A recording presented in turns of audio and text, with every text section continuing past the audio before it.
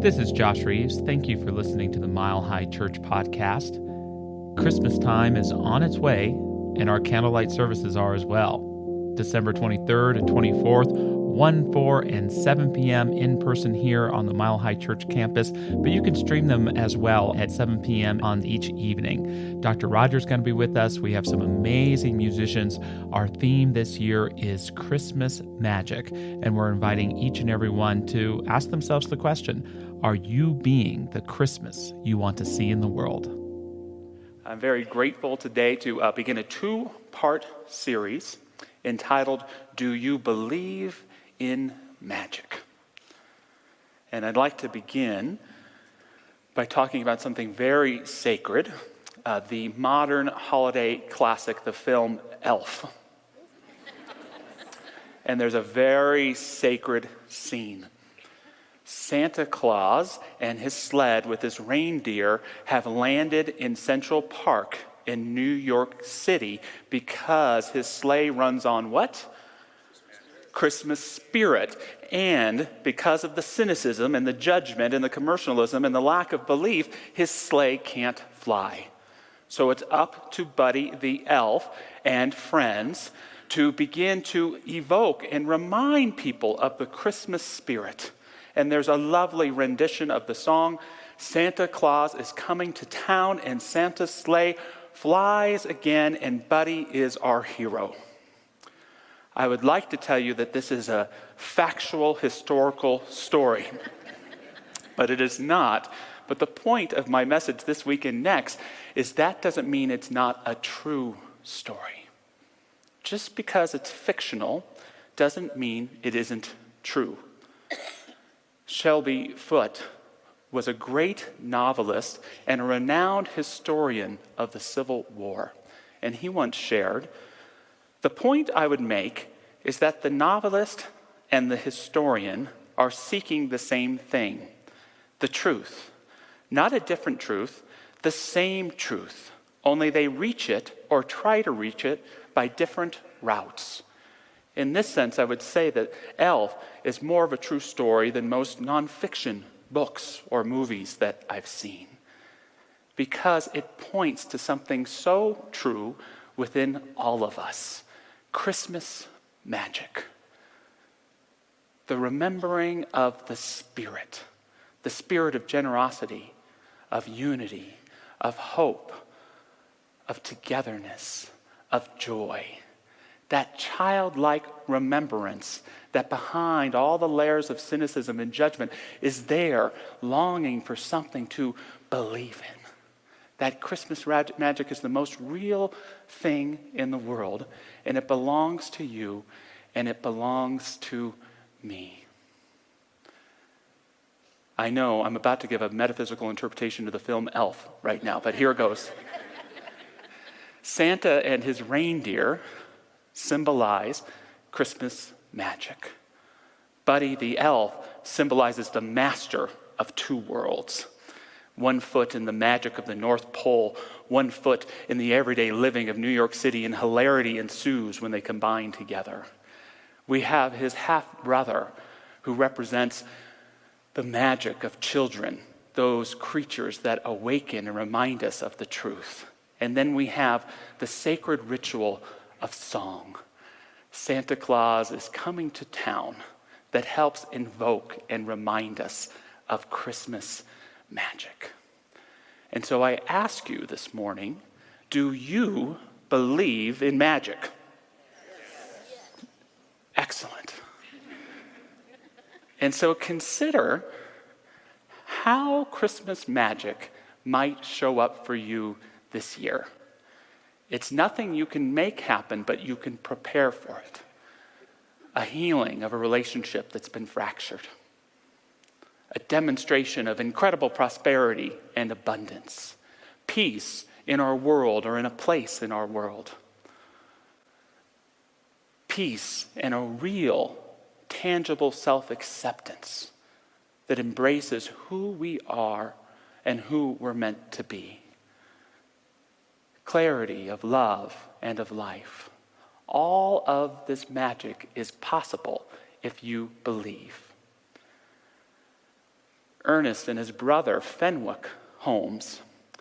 And one of the last things Ernest wrote, they wrote an epic poem called The Voice Celestial. And here's a little piece from it that you may hear at our candlelight services on the 23rd and 24th.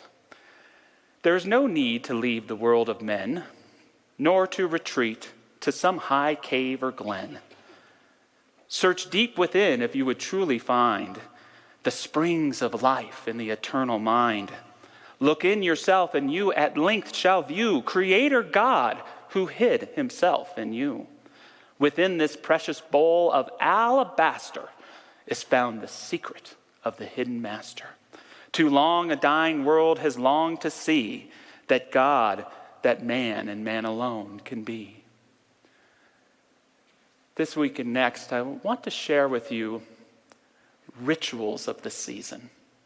Rituals that evoke Christmas spirit and magic. Rituals that remind us of who we really are. And I'm calling them the gifts of Christmas magic. And the main one that I want to focus in on right now is song. Nothing can invoke Christmas magic like a good song. And so let's start with the one we just mentioned. Santa Claus is coming to town. You better watch out. You better not cry. You better not pout. I'm telling you why. Santa Claus is coming to town. Now, it may be a little bizarre to hear so much about Santa Claus in church. But the truth is, if many of you grew up like me without any religion at all, the belief in Santa Claus really set the stage for my belief in the divine. It's so important to build that understanding that we live in the seen, but we have our being in the unseen. And when we can learn to believe in what we cannot see and understand it is more real than anything, we can begin to bring it forth in our lives in a very powerful way. Something that people often aren't aware of is that Santa Claus, as we know and love him today, is really an American creation. It came through New York City in the 19th century. There was a St. Nicholas, a Dutch saint, who was aware if children were being naughty or nice, but much more in a pious way. This Santa Claus with the big belly and the merriment and the joy that comes through the chimney and gives gift that awaken children to magic and the truth of who they are really came about through Clement Clark Moore's A Visit from St. Nicholas, also known as 'Twas the Night Before Christmas, and the elites of New York City. It's interesting to note that Christmas time back in the day was much more like Halloween than the Christmas that we know it to be today. In New England, for many, many decades in the early aspects of our nation, celebrating Christmas was illegal. It's because at that time it was the beginning of the harvest season. It was when the beer was most ripe. And it was an adult celebrating holiday. It was a holiday where the poor appealed to the rich for drink, for food, for gifts. And sometimes it turned into mayhem. Groups of men and women would sometimes break into houses and demand gifts. And it was expected that you'd give them that eggnog or whatever it may be. It wasn't quite the purge, but close. And it created a lot of mayhem. And so it made sense for these elites in New York City to have this Santa Claus character who was focused on giving gifts to children. And it began to domesticate the holiday. He's making a list. He's checking it twice. He's going to find out who's naughty or nice. Santa Claus is coming to town. This was a message not just for the kids, but for the parents to behave themselves as well. And so Christmas in so many ways, and of course it was commercialized and materialized and all of that, and it was brought forth by these elites, but it was embraced by the poor and the poor of spirit, who loved this idea of this being Santa Claus that would help anyone believe that there's a power for good greater than they are, that there's such thing as hope and magic that can help us live a better life. The person who wrote the lyrics to Santa Claus is Coming to Town is a gentleman named Haven Gillespie. And Haven Gillespie grew up with 9 brothers and sisters in a basement in Kentucky. That's where he grew up, not even in the house, in the basement. And he remembered these myths of a Santa Claus who was encouraging him to be good. And it helped him believe that there was something more. And this belief brought him to Chicago. And then eventually it brought him to New York City once again, where he became a songwriter. And one day he was on the public transit yet. I don't even think they had subways yet. And he was talking to a little boy and he said, "Are you excited that Santa is coming?" "Yes, I am." "Well, make sure to remember to be good," he shared. And it reminded him of those days in his poor childhood where his mother would talk about the importance of being good and the gifts and the hope that might arise. It wasn't just a belief in Christmas. It was a belief in a higher power that helped lead him through the rest of his life.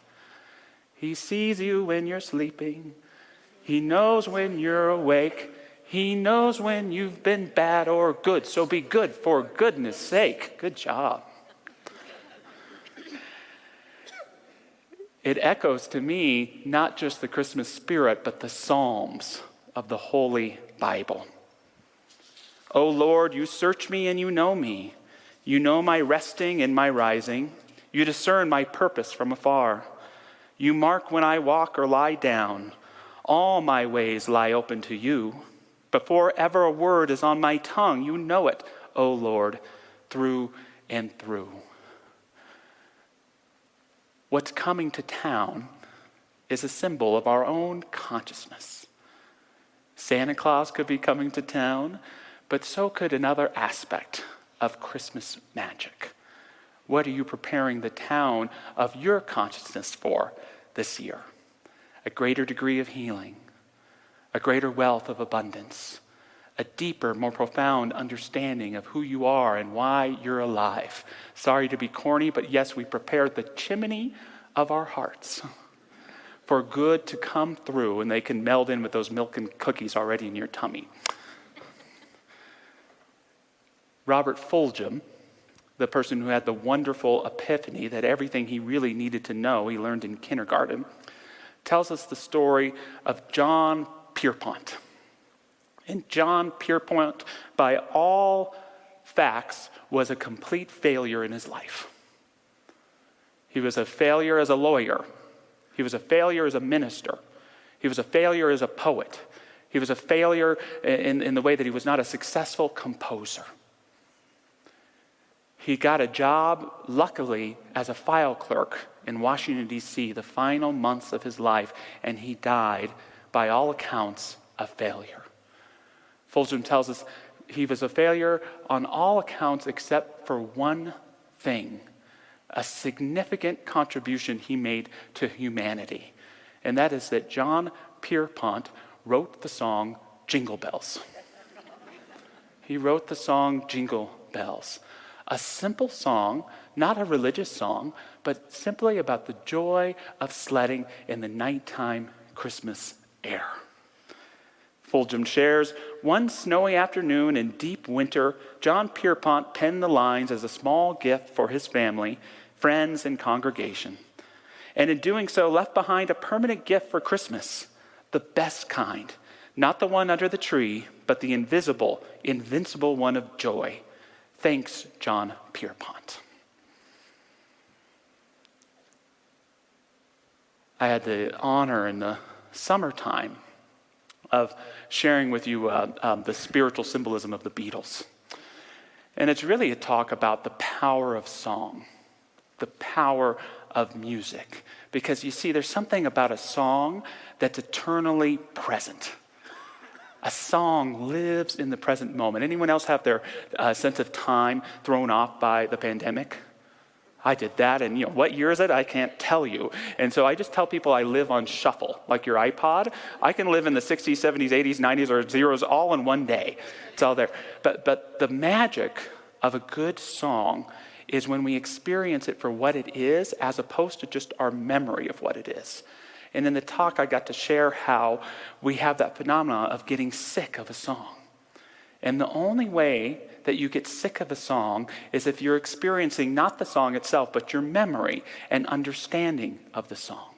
And life works the exact same way. We live in our memory and our so-called understanding of life, and it gets soured with judgments, with cynicism, with mediocrity, and all of a sudden we're sick of life because we're no longer living life itself, but in our own version of what life is, and we miss it. Yes, as we hear the choir bell, and we miss the beauty of that song. Now, in Beatles, I was talking about music. I get that it's much harder with Christmas time because the songs come up every year. Like, oh my God, Mariah Carey's coming. I've got to hide. I've got to lock away. But if you can bravely step in and hear some of these Christmas songs for the first time, you can realize that they're prayers, that you can be present to them, and they can help you live your life renewed again. Now, I'm not saying you have to turn off the lights, light a candle, and listen to Wham's Last Christmas. But what I am saying is that Christmas magic requires that we let go of our tired imagining and remembering of things and allow ourselves to be renewed by the Spirit. I have a Christmas prayer I'm going to seek to say every day this year. It goes something like this. This year, Christmas magic is my present. I will hold myself to the present and not the past.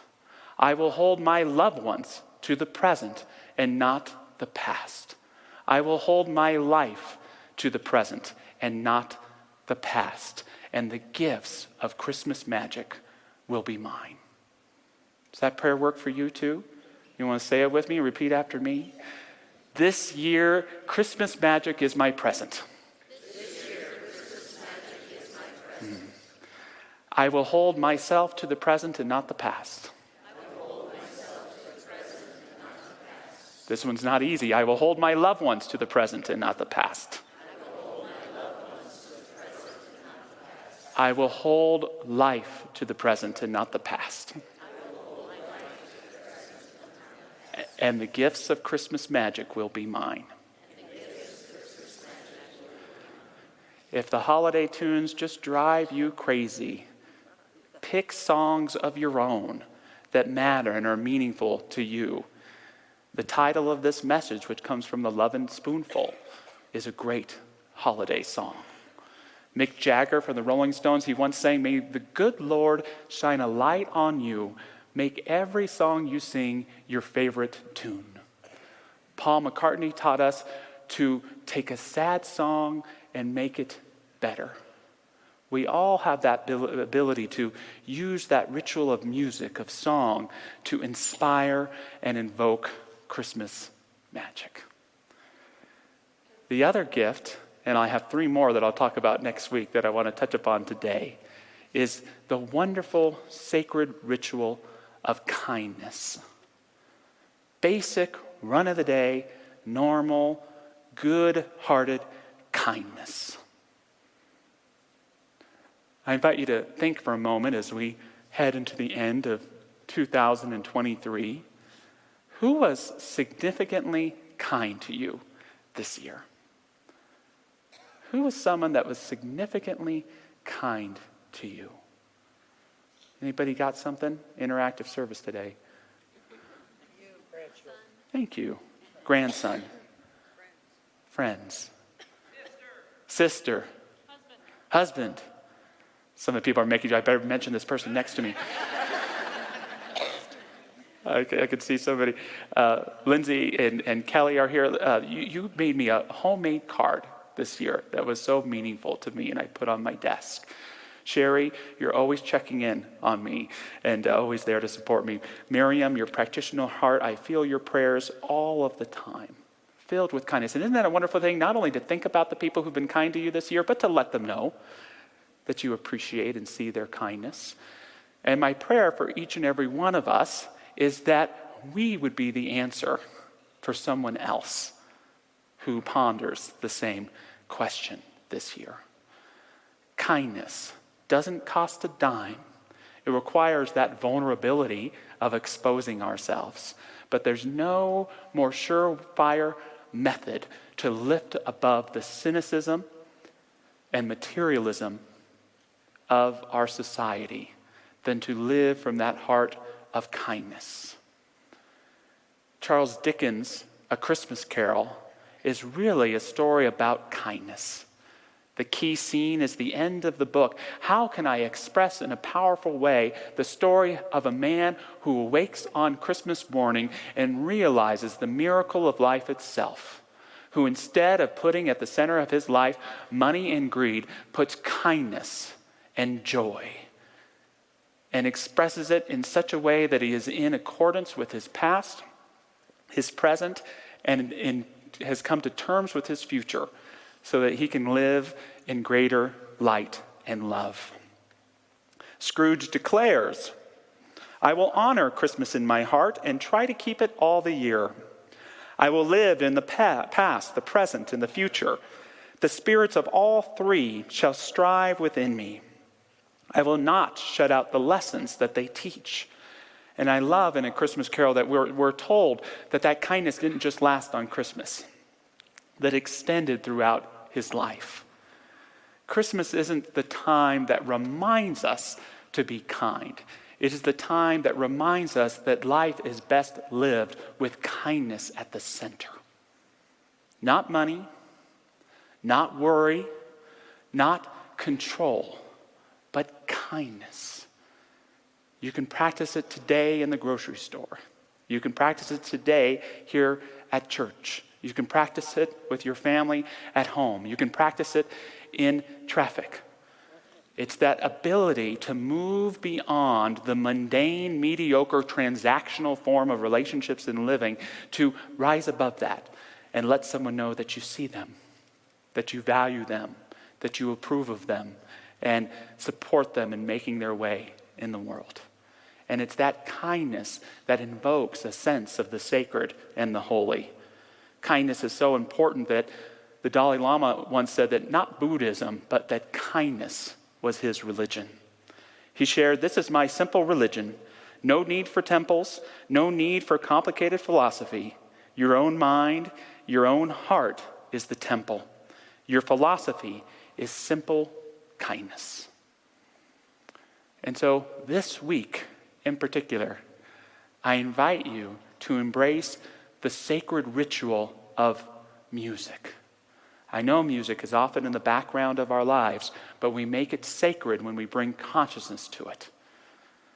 As the wise sage Buddy the Elf tells us, the greatest way to spread Christmas cheer is to sing it loud for all to hear. You may want to ask permission first. But allow music to fill your car. Allow it to fill your home. Embrace it with family and do it in a way that's sacred, that recalls that inner child within you that is ready to experience a more profound experience of magic. And choose to be kind. Not later, not on Christmas, right here and right now. And what I promise you is that kindness will reverberate. It will create a spiritual momentum that will not only carry you into experiences of greater kindness, but that will help you see clearly the miracle of life itself and help you receive it that much better. And here's the trick. By practicing these things, we're not just opening up to receive Christmas magic, but we are consciously creating the life that we want to live. When you embrace the rituals of song and the practice of kindness, you begin to create the life that you want to live. To close with a quote from Ernest Holmes and Willis Kinnear from their wonderful A New Design for Living as we move into prayer this morning. They share the continuing challenge is to increase our knowledge of the infinite potential which lies ahead of us. And every increase but reveals the more that is to be known. To realize that an infinite artist, the divine creator, the cosmic reality is back of and in and through all our acts is to realize the truth which enables us to enter with joy and enthusiasm into the day in which we live. Each day is a new creation, a new moment for fuller awareness of spiritual reality, and a time for designing the new life we want to live. So moving into that place of heart, as Dr. Patty so lovingly set out for us this morning, I invite any of our prayer practitioners who wish to choose us to stand and join me in this prayer. Let us fully, transparently open ourselves to the Spirit, not only of the season, but of the divine, the truth within us and all around us, speaking to us in so many ways. I want to create a space in our hearts as we move into this time of season. We know it is so often a time when people let go of that mortal coil. And to just honor those great patriots of our country. Rosalind Carter, our first female Supreme Court Justice, Sandra Day O'Connor, longtime Secretary of State, Henry Kissinger. Just honor their commitment to their country and to being the individuals that they are. And I also just want to honor the life and spirit of Richard Clemens, the husband of a retired Mile High minister, Nadine Cox, who made his transition last weekend. I always enjoyed my experiences of him, and no matter what, he always took the time to share how much he adored his beautiful wife, and we just honor his life and all those who love him. And perhaps there's someone in mind or heart today who you've been asked to let go of. We let go of their place on this planet, but we hold sincerely to their ever connection in our hearts, recognizing that in that invisible plane of life, there is that reality that connects and inspires us always.